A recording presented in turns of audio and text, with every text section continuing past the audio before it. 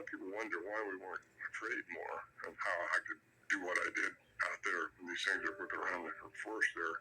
I got to say this happened in 1974. It started up with us in 1971, and we realized, the first year or two that they're not hurting us.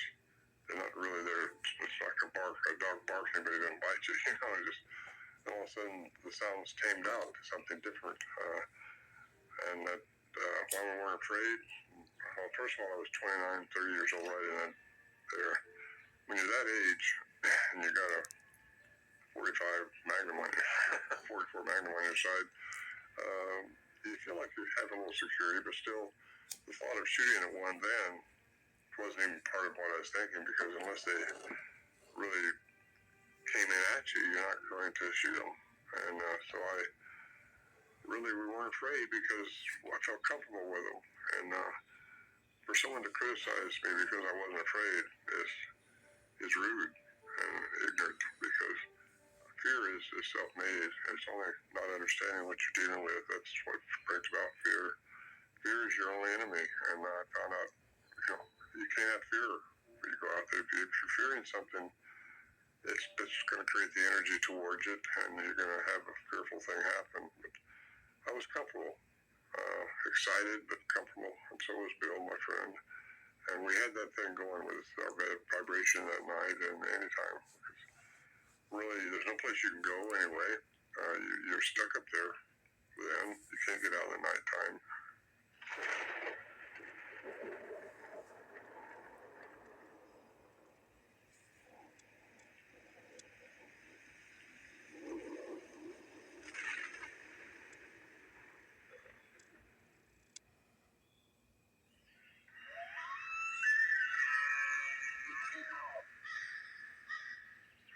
Getting into fear, there was one time I went up there by myself.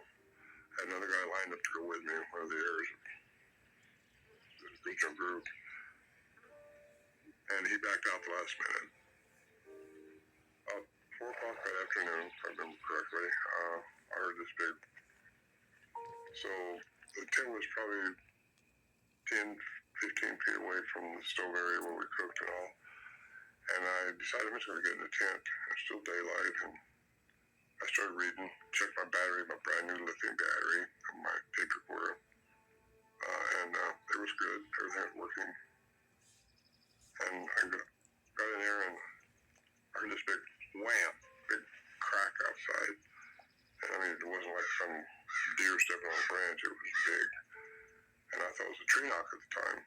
Really, really loud, like somebody shooting a gun off right next to the tent. I set up, and still daylight, so wow. So I waited a few minutes because I think they'd like to see what your response is going to be to stuff like that. That's my theory anyway. So I unzipped the tent, went out there, and started fighting the mosquitoes again with a t-shirt, and I started talking to them. I said, because then I thought, something's around here. And I was the only one up there. And I started saying, I told you earlier, I want to know who you are. I want to know more about you. I'm not here to hurt anything or try anything. Just want to understand. So I stayed out there until it started getting dark. And I got concerned about the darkness. I don't like that when you're by yourself. Need someone to look over your shoulders, So I went inside the tent, checked my tape recorder again. Everything's fine. And laid there and just started keeping notes and stuff like that. And eventually I just was laying there in my sleep bag, wondering. I heard this chatter going on about 10 o'clock at night.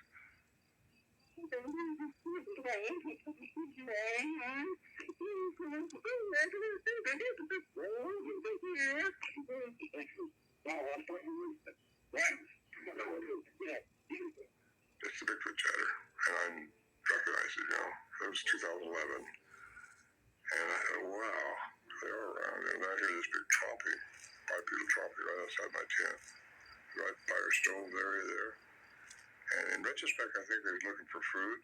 Didn't we usually leave treats or something, and only bought power bars up there for me for 3 days. And I didn't leave anything out, but I didn't start a fire. I didn't start a stove, nothing like that. Just it was by myself, so it didn't matter to me. And I lay in there and heard this thing chopping out there, and I heard him hit this old barrel that we had out there. We took it up years ago for trash. And I said, why are you doing this? I told you not to come back later. Kept chopping around, walked right up by next to my tent. You don't know what they're thinking. You still don't know what you're dealing with. You don't know this usually what. But I was by myself. I didn't want the fear. So I was talking to it like I would my brother or somebody out there, And the water was down by our 50, 60 feet away. There was chattering. Wasn't chattering anymore. But this thing was still chopping around. And when it came to the tent, I sit there. I was sitting up my sleeping bag then. And all of a sudden, nothing was there. Just gone.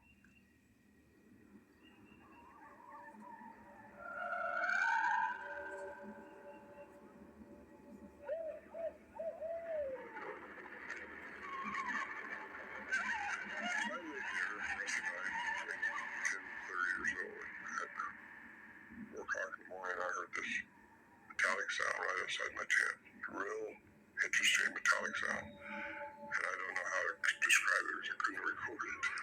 The motor was dead, the battery was dead, all that stuff. But brand new lithium battery, which is straight out of the case, checked earlier, wasn't working.